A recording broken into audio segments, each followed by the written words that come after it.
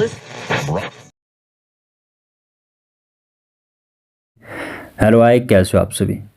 उम्मीद करता हूँ कि आप सब मस्त होंगे, बिंदास होंगे। मैं अजय ठाकुर और आप सुन रहे हैं मुझे मन का रेडियो पर। आज की कहानी है जिसका शीर्षक है अंतिम दर्शन। हाँ, मुझे मालूम है कि कुछ लोग कहानी पूरी नहीं सुनेंगे, जैसा आप लोग अक्सर करते हो, मगर मैं जानता हूँ कि एक दिन इस दुनिया को छोड़कर सभी को जाना है और एक दिन सबके अंतिम दर्शन होने हैं। इसलिए मुझे उम्मीद है कि आप मुझे जब भी सुन रहे होंगे इस कहानी को जरूर पूरा सुनेंगे। अंतिम दर्शन। चारों ओर विषैली गंध फैली थी। भीड़ मुंह ढके सारा मंजर चुपचाप देख और सुन रही थी, परंतु कह कोई कुछ नहीं रहा था। बस एक दूसरे को शांत नजरों से देखे जा रहा था।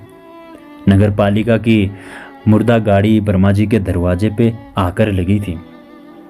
किसी ने वर्मा जी के पत्नी के मरने की खबर नगर पालिका को कर रखी थी शायद, लेकिन वर्मा जी थे जो मान ही नहीं रहे थे और ना ही स्ट्रेचर बॉय को अंदर कमरे में जाने दे रहे थे जहां उनके पत्नी का पार्थिव शरीर पड़ा था।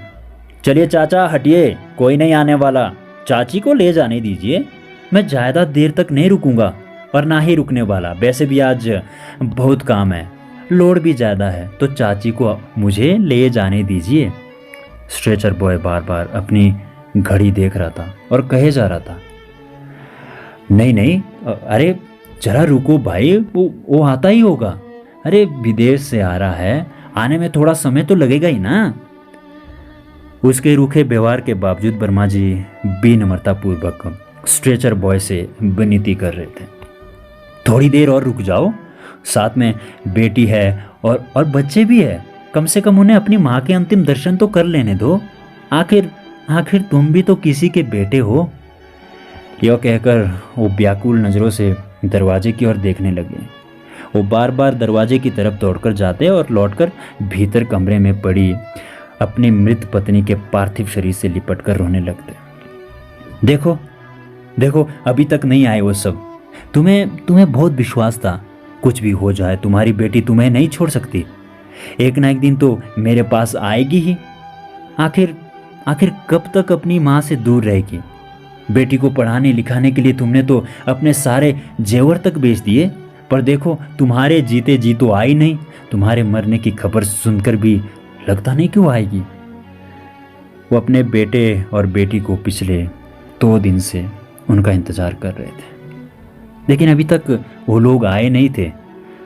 वर्मा जी ने बेटे बेटी को जब से खबर किया था कि उनकी माँ अब इस दुनिया में नहीं रही, उस खबर के बाद ना तो बेटे का फ़ोन लग रहा था और ना ही बेटी का। दोनों के फ़ोन लगातार स्विच ऑफ बता रहे थे। हालांकि माँ के मरने की खबर सुनकर बेटे ने कहा था कि मैं टिकट लेकर आज शाम को ही निकलता हूँ, कल सुबह तक आ जाऊँगा।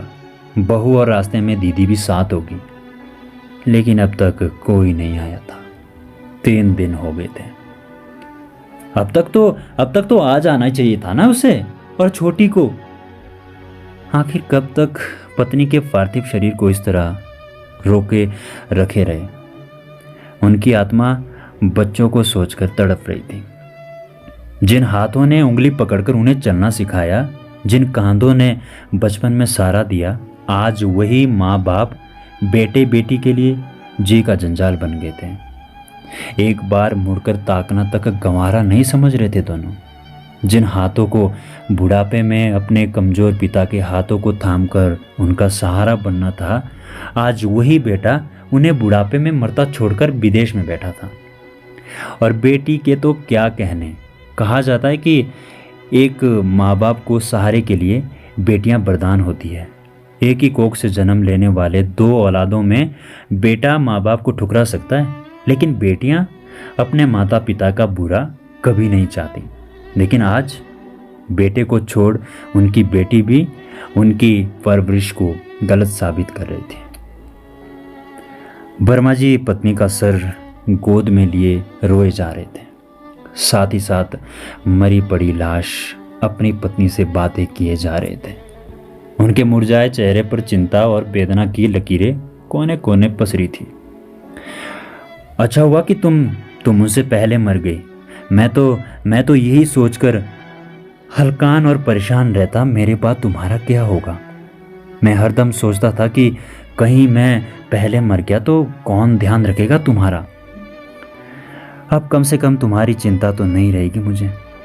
फिर मेरा क्या है, मैं तो यूं ही भी जिंदा होकर भी लाश ही हूँ, और मुझे लाश बनाया है तुम्हारी अंधी ममता ने, तुम्हारे निश्चल और निस्वार्थ प्रेम ने, जिसका आज किश्त भर रहा हूँ मैं। कहकर पत्नी को सीने लगाकर रोने लगे। तभी स्ट्रेचर बॉय की आवाज़ ने उनका ध्यान भंग किया। स्ट्रेचर बॉय लगभग खसियाट भरे लहजे में कहने लगा, हटिए चाचा, अब ले जाने दीजिए ना, अब कोई नहीं आएगा। मुझे ही अपना बेटा समझो और चाची को ले जाने दो। वर्मा जी ने भी मानो नियति से हार मान लिया कि अब कोई नहीं आने वाला। उनके ना करते करते भी स्ट्रेचर बॉय कमरे में घुस गया, लेकिन अगले ही पल आश्चर्य से उसके कदम पीछे हट गए। बिस्तर पर एक नहीं 2 मृत शरीर पड़े थे, सड़ी सिकुड़ी 2 लाश, जिसकी सारी नजरें खिड़की से ना जाने किसको ताक रही थी। एक वर्मा जी की और दूसरी उनके पत्नी की। यह देखकर स्ट्रेचर बॉय की नजरें वर्मा जी को ढूंढ रही थी, लेकिन वो कहीं नहीं थे। सच जानकर और सोचकर स्ट्रेचर बॉय की रूह कांप गई कि वो इतनी देर से वर्मा जी से नहीं बल्कि उनकी आत्मा से बातें किए जा रहा था। इतनी देर वर्मा जी की आत्मा ने उसका रास्ता रोक रखा था। दूसरी तरफ बूढ़े माँ बाप को उनके जवान बच्चों के इस तरह मरता छोड़कर जाने से पूरे मोहल्ले की आंखें दर्द से छलछला रही थीं। सबकी आंखें नम थीं। हाँ, ये अलग बात थी जो किसी ने लाश को छुआ तक नहीं था, और ना ही उन दोनों के अंतिम स्नान और कर्म की जहमत उठाने की कोशिश की थी। अकेला स्ट्रेचर बॉय वेदना में डूबा अपना कर्म किए जा रहा था। आज वो मुर्दों की बस्ती से 2 मुर्दे साथ ले जा रहा था श्राद्ध कर्म करने के लिए, क्योंकि और कुछ ना सही वर्मा जी का अंतिम दर्शन तो सिर्फ उसने ही किया था, फिर चाहे उनकी आत्मा ही से। दोनों की लाश जलाते स्ट्रेचर बॉय मन ही मन सोच रहा था कि कैसे अभागे माता पिता है दोनों। दुनिया पिता दिवस और मातृ दिवस मनाती रहती है, और उन्हें मरकर भी उनके बच्चों के हाथों आग तक नसीब नहीं हुई। इस अंतिम दर्शन कहानी को लेकर मेरे पास कोई शब्द ही नहीं है जिसे मैं अपने शब्दों में बयां कर सकूं। हंसते रहो, मुस्कुराते रहो, मस्त रहो, बिंदास रहो, और हाँ, सुनते रहिए मन का रेडियो।